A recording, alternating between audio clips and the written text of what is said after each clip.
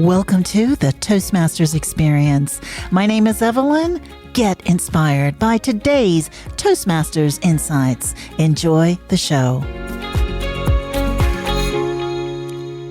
And welcome to another episode of the Toastmasters Experience. I'm excited, delighted to have Lana in my studio today. Welcome, Lana, to the Blue Mountains.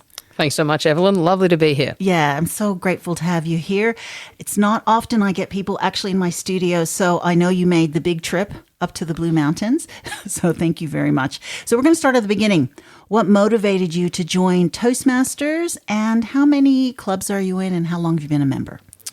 So it's pretty simple. When I was competing at university, I took part in an oratory competition, and I did well, but I was very, very note reliant. And one of the judges just so happened to be a Toastmaster from District 90. So I haven't actually met him again since. I think his name was Gary or Neville, or maybe Gary Neville. I'm not sure. Okay. But anyway, and he basically said, if you want to learn how to do this type of speech without any notes at all, you have to join Toastmasters. Wow. And sorry, you just said that you were an oratory club at university. So you've been speaking for a while. Is that correct? I would say that I had natural talent in public speaking all the way through high school and uni, but absolutely no polish. Okay. So I didn't have that. Okay. In high school, were you a part of a debate club or? Debating, public speaking, those sorts of things. Yes. Okay. So when did you actually join Toastmasters? So at the time, I had just finished one knee surgery and I needed to have another one. Sports injuries. Don't do them, everyone. But anyway, I had to do another surgery. I did it. So I joined at 20. I joined December 2017. And I joined Concord West, which is my home club. Which is your home club. So that means you've only been a member for 7 years. 7 years. 7 years. Wow. And you joined quite young because you're 27. Is that correct? Yes. Great. Now, how many clubs are you in? How many different clubs are you in? So at the moment, Concord West and Stage Time. Can you please describe to me the very first time you actually spoke at a Toastmasters club? How was that different from university? It was different because when I heard about Toastmasters, I assumed, and I've had many people laugh at me since, I assumed that it'd be 40-year-old lawyers and that everyone would be exemplary speakers already and that I would be the odd one out. Still, I managed to pluck up the courage. I Googled a few clubs and I went to Concord West and I was really content to sit at the back and say nothing. And of course, Toastmasters is nothing like that. So the first time I spoke was my visitor introduction. Okay. Lord knows what I said. It was probably just a rambling mess. But I said something. Now, when was the first time you started looking at maybe competing? I wasn't told the parameters of this. 3 months into my time as a Toastmaster, they said, we've got this little evaluation thing coming up. How about you give it a go? Okay. So I did. And then the person who should have won by a country mile went over time. And suddenly they were like, well done, you won. And I went, great. You can go and compete at area now. Okay. And I went, what's that? So then I went to area. And then again, the person who was very experienced who should have won, I don't know, maybe they got stuck into the bar a bit too much early, but they didn't win and I won. Wow. And so all of a sudden I went to division and that's when everything came home to roost. I remember it was a very formative experience. Lou Beaton was competing. She's been on this podcast before. We also had Alex Thomas, who is a prominent person in District 70 and District 90. He was competing. So I was totally out of my depth. And what made it really obvious was, poor District 70, they must have been low on the budget at the time. They didn't have a separate room for us at the venue. Okay. So where we were was exactly where a child's indoor playground was. Okay. So we had 5 minutes, and I think I focused for about 20 seconds because it was just, children screaming. So, that was the first time competing, and I didn't place at division. Oh, you didn't place. Didn't place at division. Okay. Well deserved for that not to happen. But I guess I got the bug then. Okay. So you got the bug then. So that must have been like your first year. Is that correct? Yeah, 3 months. 3 months in. Oh, sorry. 3 months in. That's right. Which is your favorite competition? Because there's 4. So which one's your favorite? Yeah, so District 70 doesn't have tall tales, unfortunately. Okay. So in the 4 that we have, I guess evaluation is the one that I did the most. Okay. Haven't been as successful in that one yet, hopefully, as the others. I have to say, I do like table topics because it almost feels like gambling. Does you turn it? up, you roll the dice, terrible question. All right, well, I did my best. So what? You know what I mean? Right. And it's also, it gets you on your toes. It does. How do you actually prepare for table topics anyways? There are different schools of thought, I guess, that you could say. For me, the way I prepped was it's mostly about the timing, I think, personally. Okay. It's about the timing, knowing when it's been about a minute, knowing when it's 2 minutes, and we're getting very close to 2 minutes 30 now. You have to wrap up. Right. So I think practicing the timing and the skill of answering on the spot would be what I'd be practicing. So it's very simple. Just Google, say maybe the second page of Google results, get some table topics questions, print them out, cut them up, and leave them for a week, forget them, and then pull one out of the jar. Wow. It's the quickest to practice. Okay. Because you've done well at table topics, haven't you? Yes, so district champion this year. Oh, fantastic. Excellent. And you got second place speech, or was it third, or what else did you So the place year at? before I won humorous. Yes. At the district level. This year, crazy, I did not expect to go through in all three. I won table topics and came third in evaluation and in the international. Third in the international. Yeah. That is such an amazing feat. How did you prepare for your speeches, actually? In terms of the speeches, you start with a central concept. Yeah. And for me, it's very much, it sounds like I have written something. So getting it to sound like it's being spoken is really the first step. Then I guess I usually present it at my home club or stage time, whichever one. And that's where the work begins. Yeah. Because it is work. It is unfortunately. Work. It is work. Because how it sounds to you, it's not actually about you at all. It's about how it's impacting the audience. Right. So of course, for it to impact the audience properly, you need to know where's the disconnect. What were you thinking about when I gave this speech? Were you just obsessed over the fact that I didn't mention which year it was, or those sort of little niggles, I guess you could say? Most speeches will tend to have humor, especially if it's a humorous contest. Yes, of course. So you want to know, is it landing? Could I make this bigger? Where's the gaps between laughter? That sort of thing. And I've also seen you evaluate, and I just wanted to know for you, what do you look for in an evaluation or when someone speaks? As in when I'm evaluating, or when you're evaluating, like when you're evaluating speech, because I have seen you evaluate many speakers in the past, and I just like, oh my God, how did she even see that? What do you look for? I suppose, to not sound too simplistic, I'm looking at a good opening to start with. Okay. Is the opening captivating, intriguing, interesting? Is it puzzling? It doesn't matter what it is as long as it's engaging to some degree. And from there, I'm looking to see whether there's a logical or a creative build from that point. Okay. In terms of what I'm looking for, it really depends on the speech. Yeah. It depends on the speech. It depends on the speaker's style. Right. Because there are some things that I'll praise in an evaluation that I would never do myself. Of course, because everybody's different. And in that sense that I think that's what makes it so wonderful, that you get to see more of their personality the more confident they get as a speaker in general. Yeah. But in terms of things I'm looking for, I mean, obviously looking for the basics and so on. But if I'm competing in an evaluation contest, the last thing I'm usually going to look at is something like eye contact. Something that's very sort of anyone could have told them, and probably the 10 evaluators who went before me have just told them. Right. So you look for something totally different, probably the impact of the speech. Impact, message, something maybe that... There was a good tip I was given because we have quite advanced speakers at Concord West, some of them. And some of them are obviously learning as well. But it's not necessarily better. Sometimes it's just different. This was a beautiful speech. It would be really interesting to see where you go with if you use props. What would you have used? Like sometimes when I'm doing an evaluation, I'm asking open questions. I wonder what it could have looked like if, this scene were at the very beginning. Things like that. Yeah. And that makes it more complimentary as well to the speaker, or makes them think more instead of you should have done this, or which we don't say that. Yes. Well, what were you thinking? I know. Were you thinking? I know. That didn't land at all. Yeah. And with respect, sometimes, people are figuring it out. That's right. Like everyone is figuring it out. Right. So in that sense that sometimes someone's giving a speech and they know like they're trying something different. So I think just bearing that in mind as well. Okay. Most people don't know their style. I'm still trying to figure out my style in terms of speaking. Yeah. Those sort of things. Yeah. So I know that your a teacher, and obviously you speak as a teacher, are there things that you've learned in teaching or things that Toastmasters has taught you that have helped you to teach better? So much. In terms of composure. Okay. Sometimes students will test you.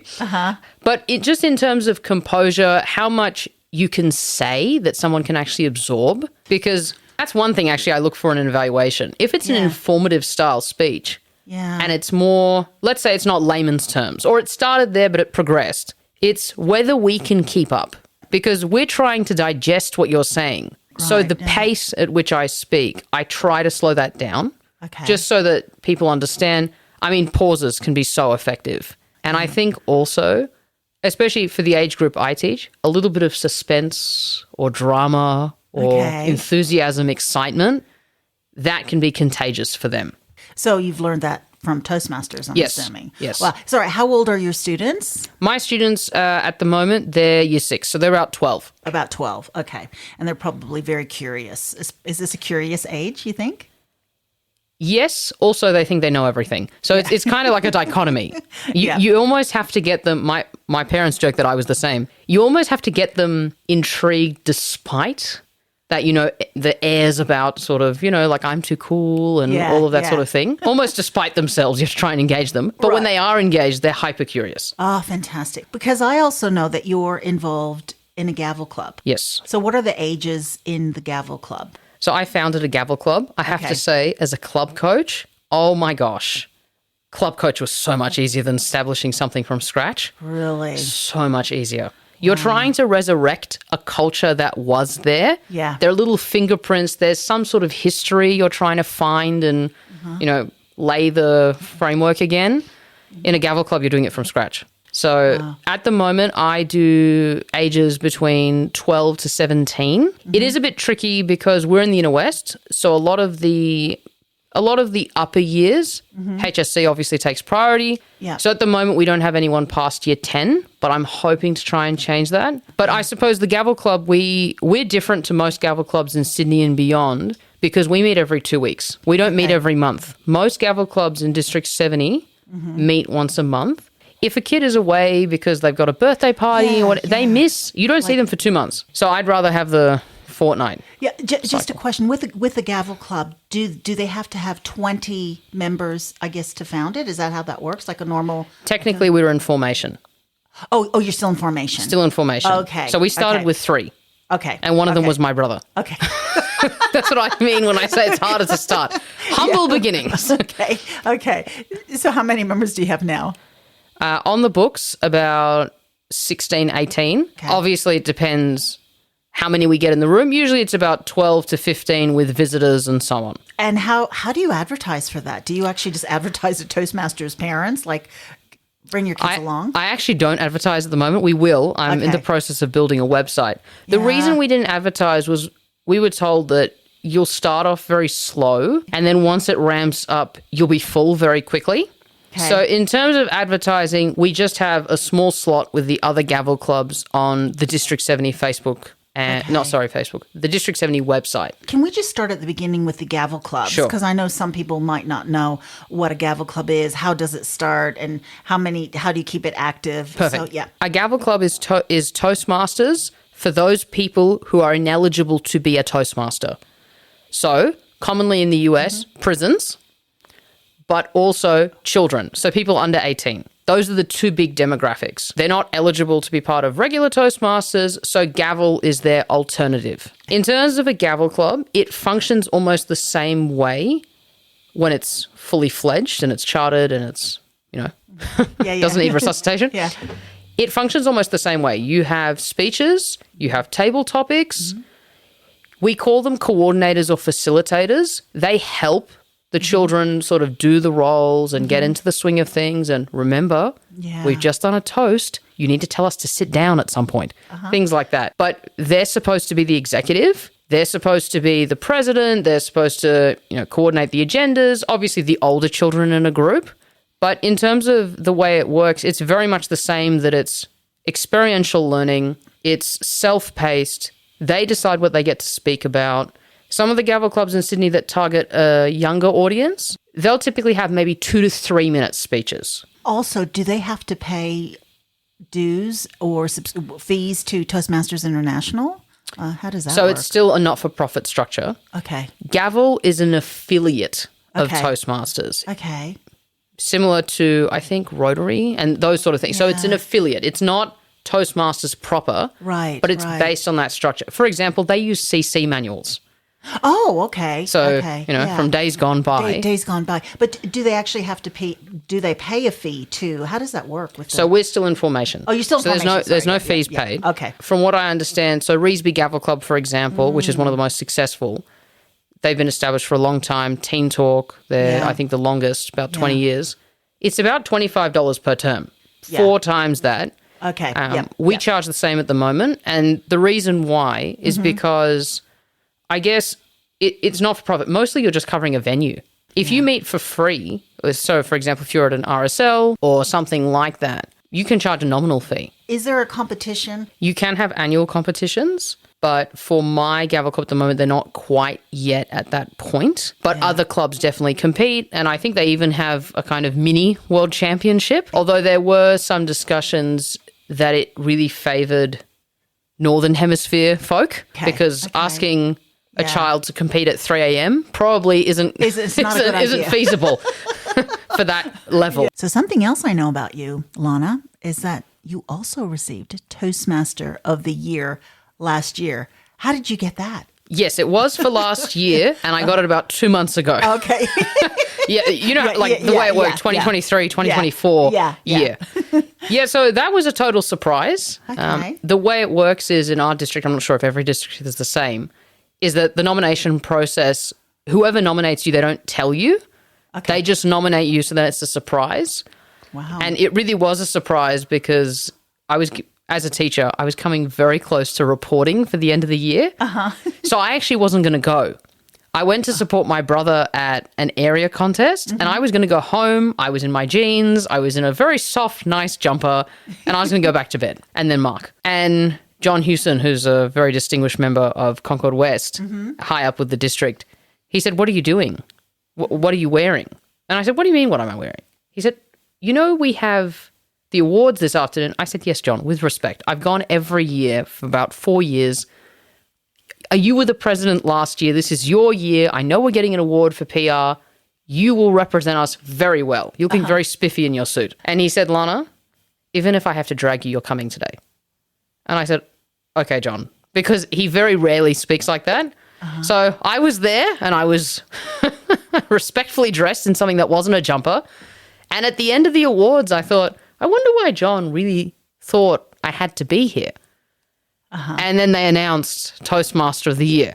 Wow. And it was very surprising. I was surprised. Do they have like a Toastmaster of the Year runner-up or anything like that? No. Okay. No. There is a criteria of some sort, I think. I don't remember all of the blurb because obviously I didn't know I was getting it, so I wasn't recording my own blurb Right, while I got it. Right. But I think it was something to do with Gavel Club, resurrecting Revesby Toastmasters, a wonderful club. I thought that would be a 2-year process. It only happened to be 1 year that they needed me as a club coach. That's how well they did. The district contest results, assisting the district in terms of things in the past like Meetup and now Webmaster and things like that. Have you received your DTM? No, I'm in the process of working towards that. Okay. I have to basically do one more level that I've sort of been sitting on, and then I'll have the 2 paths. I'm actually almost finished 3 paths. I kind of did them all together. And then I have to do a speech craft, and I think I have to do my DTM project, something like that. So very close. That is just so commendable.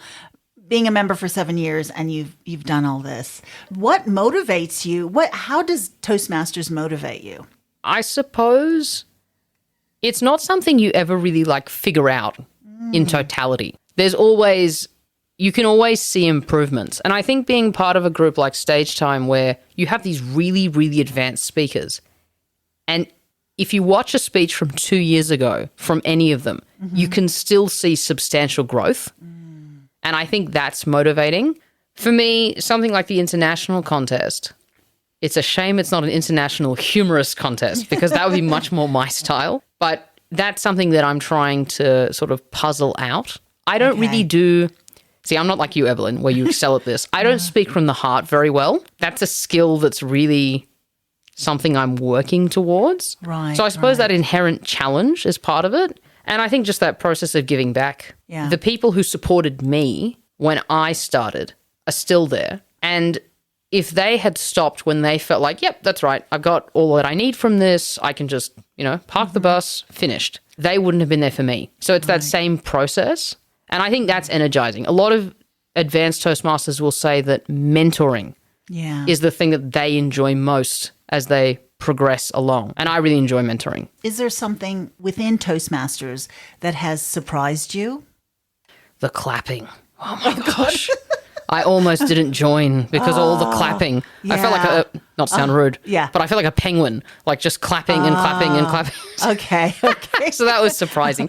But I am one of the people now, how sad is this? I am one of the people now who leads the applause every time, every club that I'm at, because it's important. It is and important. It's so critical that people feel that they're recognized, that they're celebrated, that they've achieved something, that they have the club's verbal or, I guess, audible support in that sense. Yeah.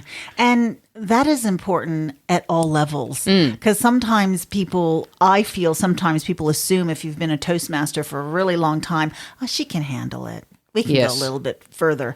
But that's really not true. And also, one of the dichotomies that's, I guess, hardest to deal with is the more advanced you get, the less allowed you are to flop. Sometimes you're trying something. It could work, but it's kind of like high risk, low chance of reward. So it could work, but it has a lot of likelihood to stuff up. And you got to be willing to risk it. In the humorous contest, I was ready for no one to laugh at all. For me, the only thing that I was looking for was remember the whole speech, deliver it the way you want to, and that's it. I'll be happy regardless. I guess if you go in with that mindset, you won't be disappointed. No. But if you go in with, people are going to love this. But then if people start their evaluation, wow, this is really surprising. It's so different, What was she thinking? I know. What was she thinking? Exactly. But you're absolutely right. I think it's so important to lift people up no matter what level or how long they've been a Toastmaster.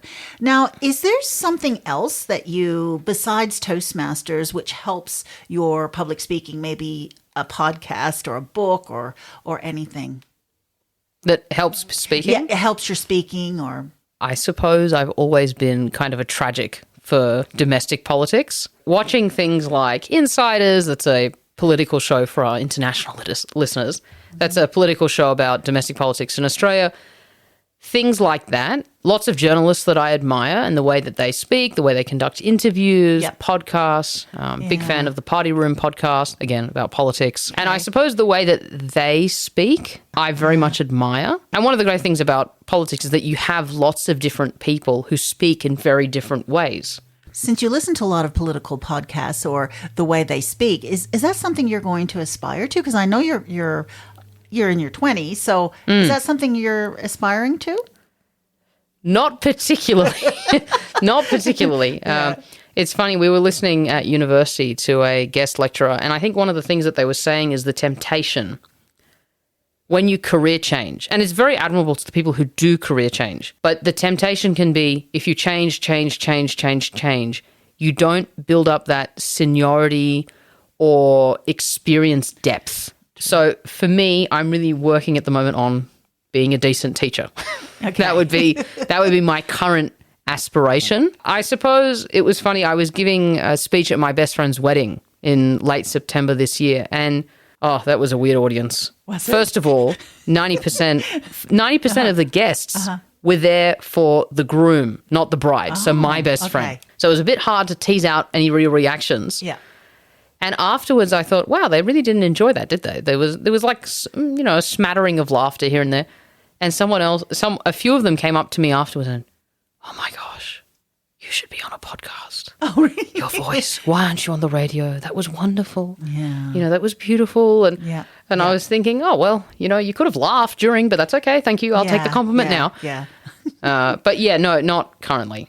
Yeah. Not currently. But I'm glad you said that because this podcast is going to go viral for sure. For you, Evelyn, not for me. No, you never know. You never know. So what is your next goal or project within Toastmasters? I mean, sounds like you've got a lot going on. Gavel Club. I mean, what else? Is there anything else? Or going to get that DTM, I think, for sure. Yes. I suppose one clear goal is to make the Gavel Club more established. Long-term succession planning. Because the person, for example, I think, rest in peace, she passed away that started Teen Talk Gavel Club. So eventually, at some point, handing the reins to someone else. Mm-hmm. And in order to do that, it needs to be established. Right. So it needs to have a brand, so to speak. It needs to have an online presence, community respect, things like that. So getting the Gavel Club where it needs to be, because Gavel Clubs have a higher rate of turnover than regular clubs. There's no aging out in a regular Toastmasters club. If someone joins at 18 and they stay till they're 108, that's fine. Whereas in a Gavel Club, that's not permissible, right? That's not going to work. So that's one clear goal. I'd say another one is obviously get the DTM, hopefully by the end of this Toastmaster year, so July 1st. Oh, that'd be great. I guess just being more experimental in the international contest. Because having done it once and having done it properly, now I don't have to put that pressure on myself. I can just have fun if I want to. You can have fun with it. And I think that is one of the clues. Somebody, I think Nitai was saying, just get in the mindset of not wanting to win, just, giving your best for the audience. So once you get into that mindset of just having fun, then you probably do better anyways. Oh, when I first started, the amount of pressure I'd put on myself for the evaluation, and it was completely wrong. I don't get nervous anymore before I'm competing. As A, it doesn't help, but also, as long as I execute the way I want to, it's in the judge's hands. It's inherently subjective. Yeah. And who am I to tell someone that, no, I know this speech really moved you, but mine was far superior. Sort of, it's nice that it's annual in the sense that you have a sort of yearly opportunity to experiment, have fun, give it a go. Yeah. And sometimes when success comes, it surprises you. It surprises everyone sometimes. And it's not going to happen on your timeline, unfortunately, for everything. Exactly. And, as we know, judging is subjective anyways. We always think, the other person should have won or whatever. So it just is. That's all. It is what it is. It is what it is. I do want to ask you something that's just come up into my mind is because you're teaching the younger generation now, and with AI, text messaging, phone, and this new law coming in. What do you think about that? So just for clarity, the new law being the social media ban until they're 16. Yeah. Well, at the moment, I don't think it's coming into effect for another year. That's right. Also, how are they going to get them off social media if they're already on it? Yeah, I don't know how they're going to do that. But then does that mean that it's going to place an unfair level of scrutiny on everyone else? Because if we have to prove our ages to say that we should be on social media and therefore they shouldn't. Yeah.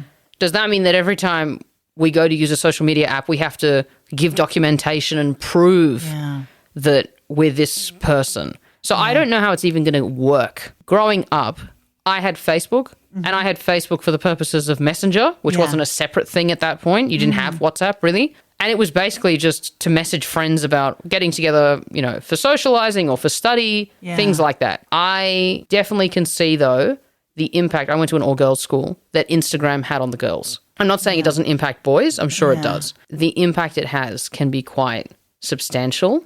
And it's very obvious the haves and the have-nots. And it doesn't necessarily mean in terms of money, in terms of the people who are showered with friends and the people who maybe haven't met their friends yet and maybe they'll meet them at uni.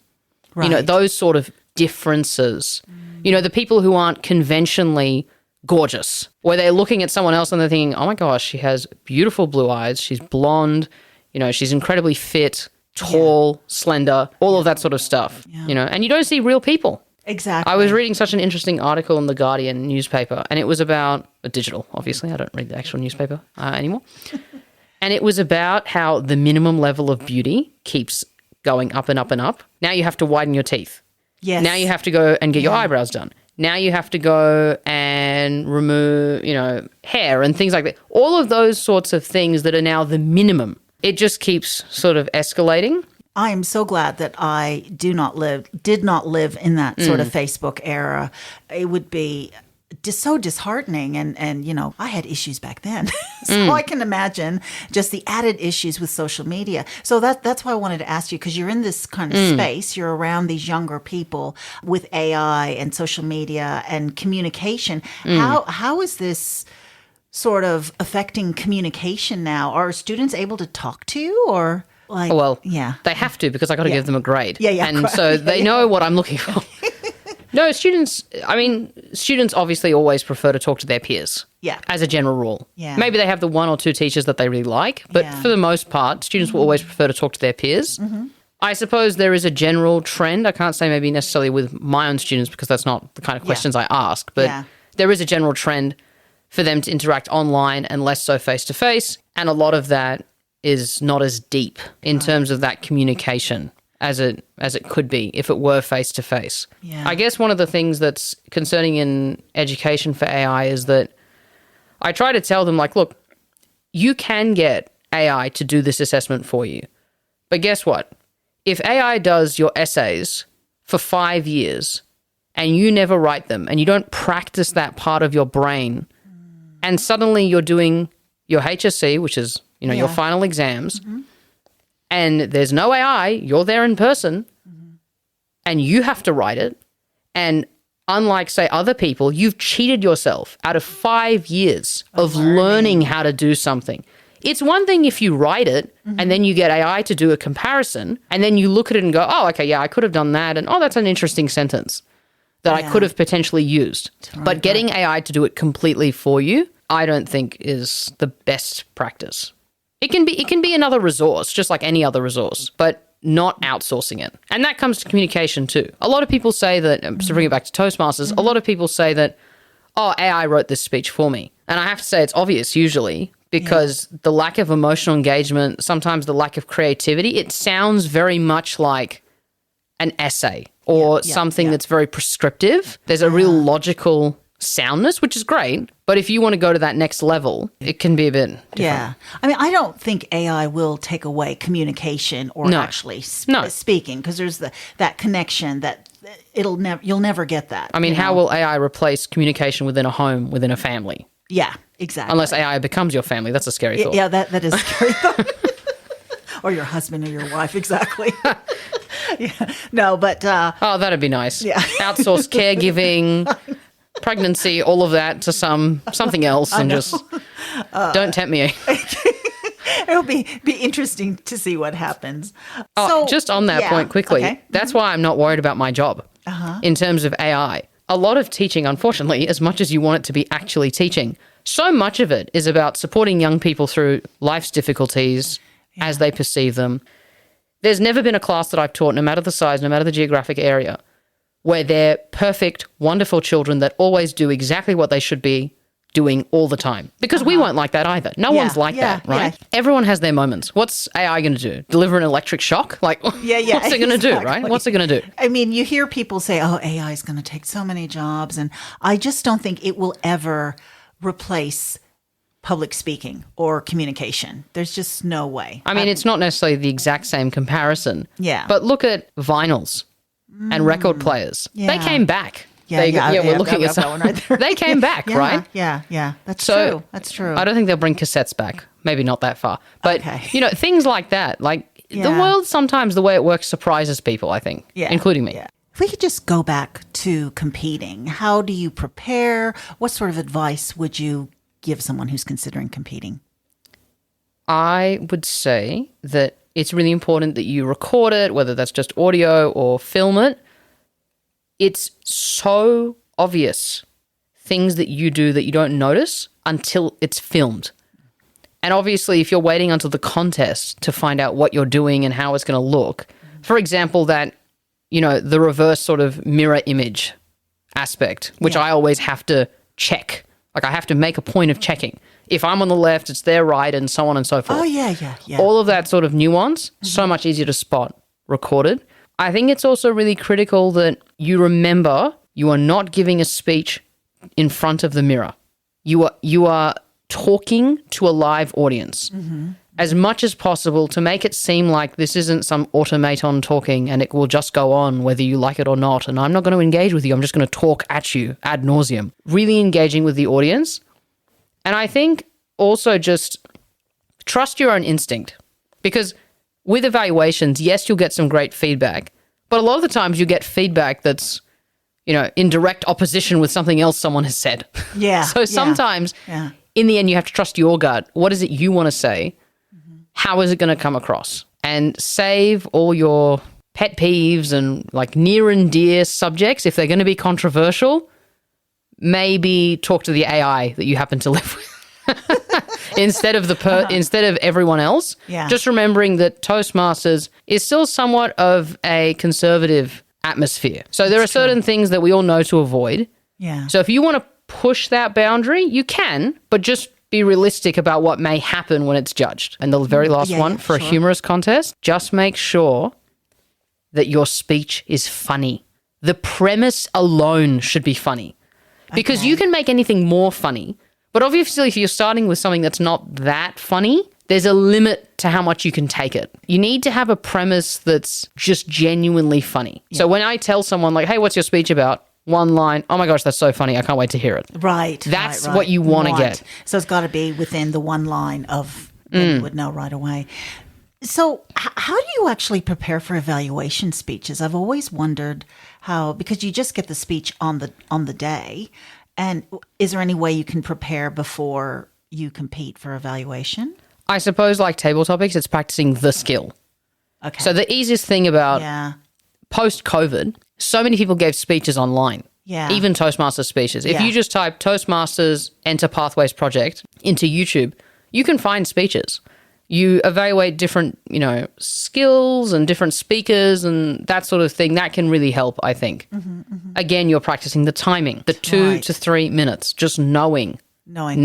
Okay, I've now got, say, 20 more seconds to wrap up. Because an evaluation, sometimes a speaker will shoot themselves on the foot and say, I'm going to talk about 4 things. And you think, oh my gosh, that's the orange light and I've done 2, and then it's obvious, right? It's not, Last part, Lou Beaton, who you've had on the podcast before, would say she broke this barrier. I'm not sure if I believe that, maybe just because she's so good about using notes. Okay. So for me, that's the thing that I practice the most, is giving an evaluation without the notes. If I can. It's like a crutch. If it's there, I want to see it. Right. But if it's not there and I'm forced to rely on speaking without it, then I develop that skill. It's kind of like something I practice annually. It's hard. Like for some people it's not. And it's that temptation. Philip Bendai, one of my original mentors in Toastmasters, a sort of luminary in District 70, he told me, he's like, Lana, we were all there and we all heard it. Yeah. So it's that temptation not to recap. Right. There's a difference between analysis and recap. Well, gosh, thank you so much for all of those tips. No problem. And I'm so grateful that you have come along. But I want to ask one last question. Perfect. What advice would you give someone who is considering joining Toastmasters? Google it first. Google it. Okay. That's my advice. Generally, if you're lucky, there'll be maybe 4 or 5 clubs in your immediate area, depending on where you live. And if that's the case, look for the one that looks like it has a similar, say, interest to you. Obviously, there are specialty clubs. Look for something that's interesting, or look for something where the reason I joined Concord West was because I saw that they had a website. It looked like real people. Maybe they could have been masquerading as 40-year-old lawyers, but they didn't look like it. There were some people that looked like they were my own age. I saw a mixture of competence and fun, and I thought, okay, I feel like I can conquer this fear barrier. My social anxiety won't be too bad if I go to these people. So on the flip side, I would say to Toastmasters, make sure you have a nice, engaging online presence. Okay. It doesn't have to be all the time, but just make sure if someone's looking and they've Googled, as I've suggested, make sure it's something that they would want to go and engage with. Okay. So my advice is Google it. Google it. And the next one is don't delay. Don't delay. Exactly. And if you go to a club that's not so great, hopefully you'll have the presence of mind to think, maybe it was just them. I'll try again. Thank you so much, Lana. It's been an absolute pleasure. My pleasure. Thank you.